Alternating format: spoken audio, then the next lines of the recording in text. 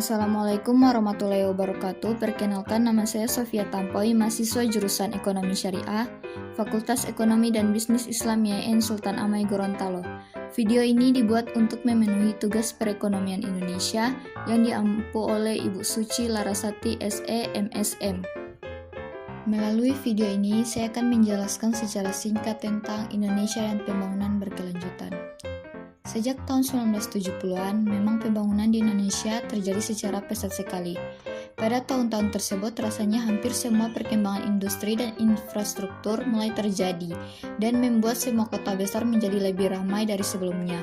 Memasuki era tahun 1990, hampir semua pembangunan terpusat pada pengembangan kota besar dan perkantoran yang bertambah banyak. Pembangunan yang berkelanjutan adalah proses pembangunan yang secara optimal memanfaatkan sumber daya dengan pembangunan yang terstruktur dan terencana. Selanjutnya, penerapan pembangunan yang berkelanjutan. Yang pertama, pengembangan pemerintahan Indonesia. Berbagai bentuk sumber daya alam yang dimiliki oleh negara terus diusahakan agar negara kita sendiri yang bisa mengolahnya dan menjadikannya mandiri tanpa harus membutuhkan bantuan dari negara lain. Yang kedua, kemajuan desa dan daerah terpencil. Pembangunan yang berkelanjutan di Indonesia juga secara perlahan berhasil membangun infrastruktur pada desa-desa dan daerah terpencil lainnya. Dan yang terakhir, pembangunan dalam bidang kesehatan. Pemerintah Indonesia juga mulai berhasil dalam melakukan pembangunan berkelanjutan dalam bidang kesehatan. Hal ini nyatanya terlihat dengan mulainya bermunculan puskesmas dan sarana rumah sakit pada daerah-daerah yang masih belum ada fasilitas kesehatan sama sekali. Adapun tujuan dilakukannya pembangunan berkelanjutan, yang pertama, mengembangkan bisnis yang sudah ada. Pembangunan berkelanjutan ada sebagai solusi untuk memberikan hasil yang efektif dan mengembangkan internal dari suatu bisnis. Pembangunan yang berkelanjutan ada untuk meningkatkan ketersediaan dari infrastruktur yang ada agar segala bentuk usaha yang ada bisa terus dikembangkan dengan mudah. Yang kedua, lingkungan yang sehat.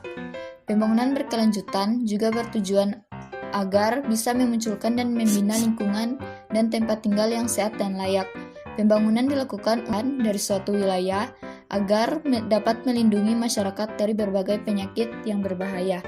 Yang ketiga, meningkatkan kesejahteraan masyarakat. Pembangunan akan dilakukan agar bisa terus meningkatkan kesejahteraan dari masyarakat.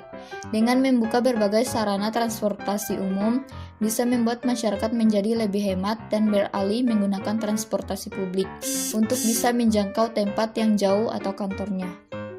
Terdapat juga beberapa indikator dalam pembangunan berkelanjutan. Antara lain, pembangunan yang berkelanjutan harus memperhatikan unsur ekologis dengan memelihara berbagai tatanan lingkungan dan ketenaga kerjaan hayati yang ada.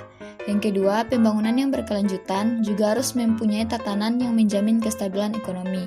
Yang ketiga, indikator pembangunan berkelanjutan harus berdasarkan dengan sosial budaya.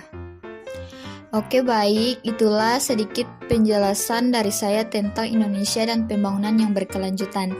Sekian dari saya, wassalamualaikum warahmatullahi wabarakatuh.